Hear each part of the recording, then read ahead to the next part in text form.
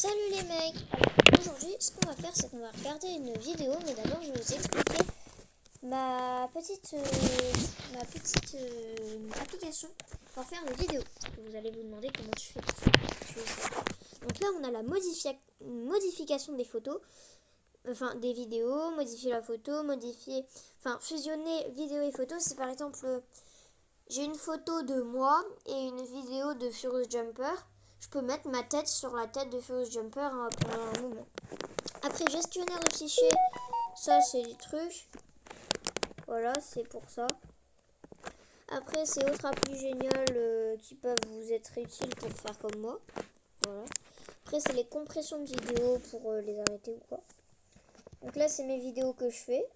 D'ailleurs, voilà, vous le voyez. En gros, c'est des vidéos que je fais à l'avance pour pouvoir regarder, pour pouvoir sortir des vidéos Roblox. Donc, comme j'ai dit, on va jouer à ça.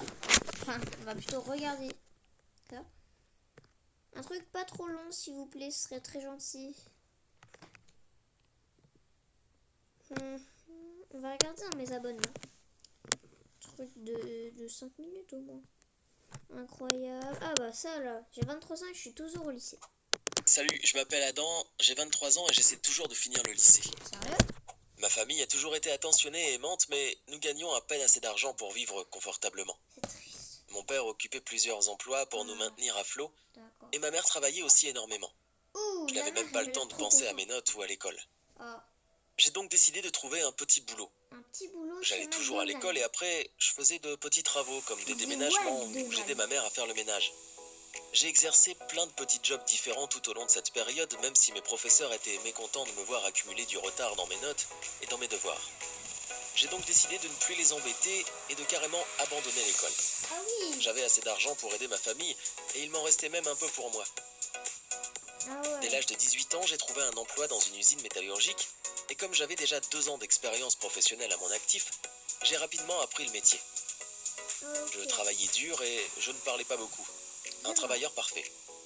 Rapidement, je suis devenu si efficace que mon patron me laissait naviguer sur mon téléphone quand il n'avait rien à faire. C'était un grand privilège.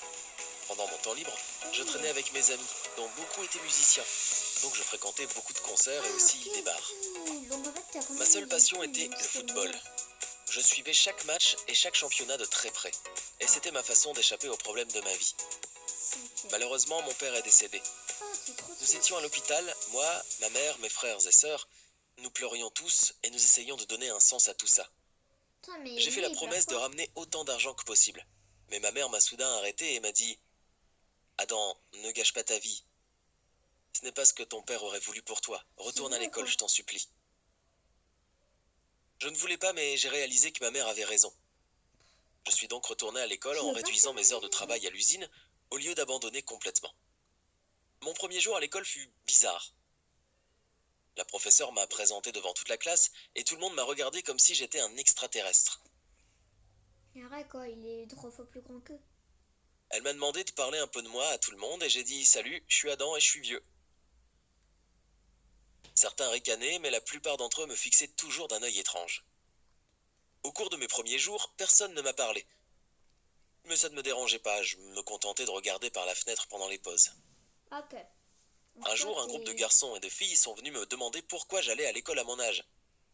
J'ai répondu avec des blagues ringardes, du genre « Oh, j'ai juste oublié que c'était l'école et puis un jour, je me suis dit tiens, après tout, l'école, pourquoi pas ?» Les gens ont gloussé et ont commencé à me poser beaucoup de questions sur mon travail et tout ça. Je pense que je suis alors devenu assez populaire. Trop populaire. Parce que t'as du travail. Une fille en particulier m'aimait beaucoup et essayait de s'asseoir avec moi à tous les cours et même à la cafétéria. Elle demandait beaucoup de choses à mon sujet et je lui répondais avec mes blagues à la noix habituelles et elle riait beaucoup trop fort en retour.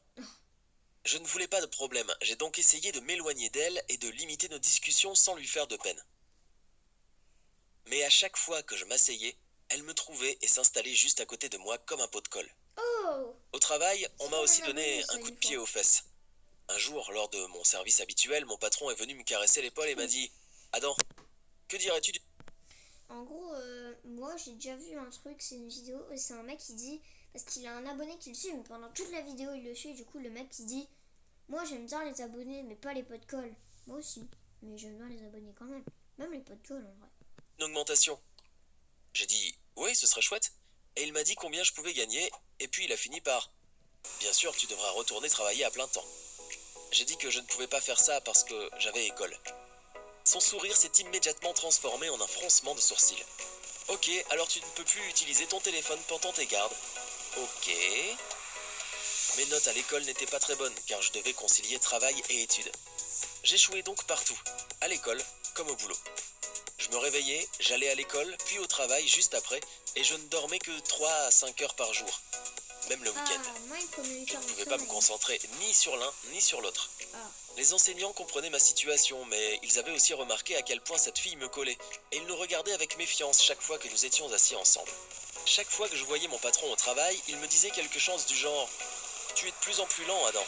Tu devrais être content que je te laisse encore travailler ici. » À la 100e remarque, j'en ai eu marre. Je me suis levé et j'ai dit « Ok, c'est bon, au revoir alors. » Comme je m'éloignais, il m'a suivi et m'a dit « Allez Adam, tu sais que tu ne retrouveras rien de mieux.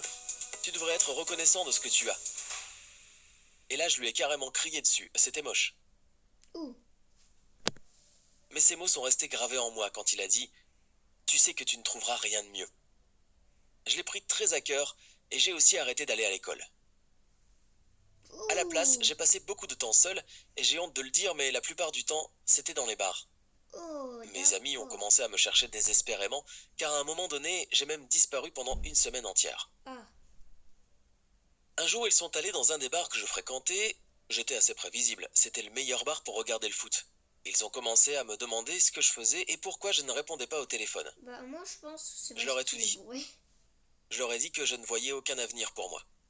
Ils m'ont montré l'écran et m'ont dit « Qu'en dis-tu » J'ai dit « Qu'est-ce que vous voulez dire ?» Ils m'ont dit que je connaissais le football mieux que quiconque et que je pourrais peut-être en faire une carrière d'une façon ou d'une autre. Bien. J'y ai réfléchi et je me suis souvenu que j'avais toujours voulu être présentateur sportif. C'est alors que j'ai décidé que je souhaitais faire des études de journalisme pour me spécialiser dans le sport. J'en ai parlé avec ma mère et elle était ravie d'apprendre que j'avais enfin trouvé une voie dans la vie et que papa serait très fier de moi. La seule chose qu'il me souhaitait, c'était d'être heureux et de ne pas avoir une existence triste comme la sienne. Quand je suis retourné à l'école, mes professeurs étaient mécontents et j'ai été appelé au bureau de la directrice. Elle m'a demandé de ne plus disparaître de la sorte. Je lui ai tout raconté à propos du travail, de mon cycle de sommeil et même de la fille qui me rendait la vie si difficile. Elle m'a écouté et s'est montrée très compréhensive. Elle m'a dit que je pourrais travailler comme concierge dans notre école après les heures de cours et que tout le monde me donnera un coup de main. Mais que je devais absolument être présent et étudier. J'étais d'accord. Ce n'était pas facile, mais je travaillais dur en classe et je nettoyais les salles après. Je dormais beaucoup plus et j'avais de bonnes notes. J'ai continué ce rythme pendant 2 ans avec des résultats mitigés, mais je n'ai jamais manqué un jour d'école. Même quand j'étais malade. Et j'ai presque fini l'école maintenant. Je n'arrive pas à y croire. Tout le monde me soutient beaucoup et essaie de m'aider à trouver une bonne université. Le message que je veux te faire passer, c'est de continuer à croire en un avenir heureux. Même si tu es dans une impasse à l'heure actuelle, ne baisse pas les bras. Partage cette histoire avec tous ceux qui ont déjà perdu espoir ou qui pensent qu'il n'y a pas de solution. Personne ne devrait jamais abandonner. C'est moi. Vraiment, je devrais. Bon, du coup, écoutez, on se dit à la prochaine et c'est tout.